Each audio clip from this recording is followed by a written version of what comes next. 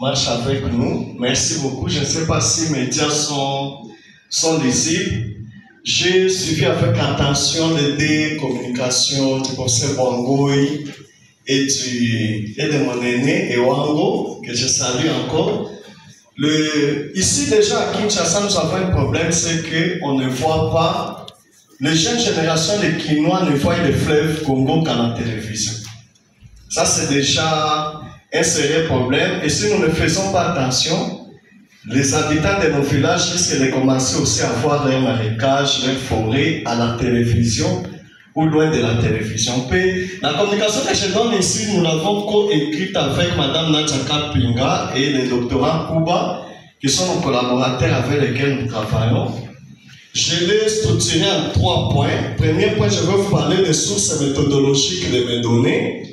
Deuxième point, des principaux enseignements sur les valeurs socio-économiques, socio-anthropologiques, socio-démographiques, socio-politiques de Tourbière.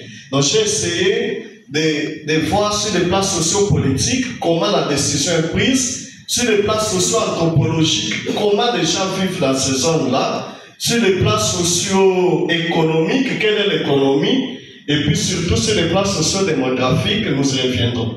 Puis, en 3e point, j'essaierai de présenter les besoins ou les lacunes de connaissances autour de ces écosystèmes. Alors, par rapport aux sources méthodologiques des données, c'est une enquête que nous avons réalisée à la demande de l'IGT, l'unité de gestion des tourbières, du ministère de l'Environnement et du Développement durable, sur le financement de NABEL, sur la coopération belge au développement et avec le centre de recherche en ressources en eau du bassin du Congo. Dans cette étude, nous avons étudié 4 axes majeurs. Le premier axe, c'était l'hydrologie des tourbières, les ressources en eau. Le professeur Raphaël Chimanda a passé après-midi ici pour parler, c'est mon partenaire de recherche. Il y a eu la botanique des tourbières, qui est l'axe qui a été dirigé par Pierre-Claude Bonalouembe, professeur de sciences agronomiques à l'UQIN.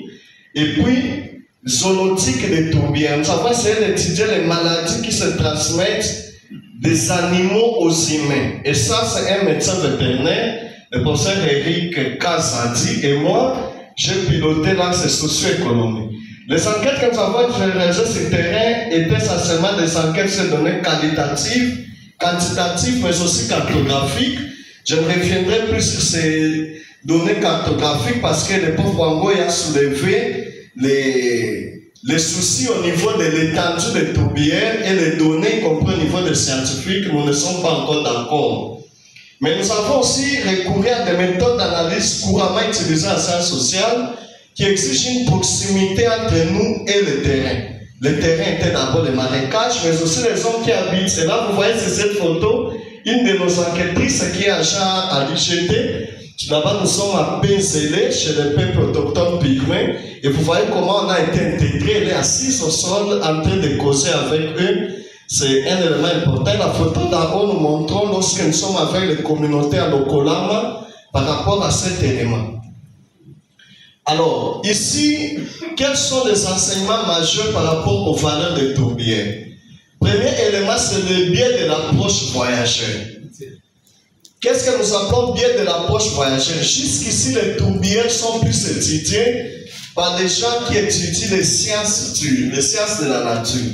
Et on a très peu de chercheurs qui se sont intéressés aux hommes et à leurs valeurs dans ces éléments. Deuxièmement, dans ce biais-là, on a plus regardé les tourbières sur le plan hydroclimatique, écologique, des gaz carbone. On va vous parler de crédit.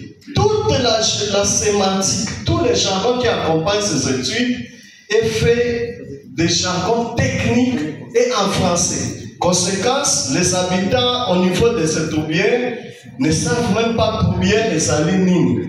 Mais j'aime bien une expression que j'ai entendue, je pense dans le Djobo, quelqu'un avait dit tourbière et saline poubelle en moquille.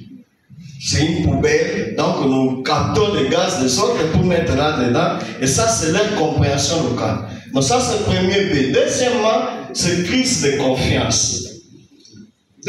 Sur le terrain, lorsque nous faisons des enquêtes avec toutes les couches de gens qui habitent là, ils nous disent que l'intérêt que nous portons pour les tourbières les inquiète et les effraie. ils ont peur que nous ne puissions amener les tourbières là où on a amené les forêts conservées. Et que le lendemain, ils se retrouvent en difficulté d'accéder, de vivre, de continuer leur mode de vie. Alors que, de l'autre côté, vous le savez bien, tout ce qui accompagne l'économie du climat est en train de se révéler d'une vaste escroquerie internationale. Depuis qu'on a commencé à courir derrière les fonds climatiques, les fonds verts, les fonds bleus, les fonds, ça n'arrive vraiment pas dans l'assiette des habitants de ces milieux-là.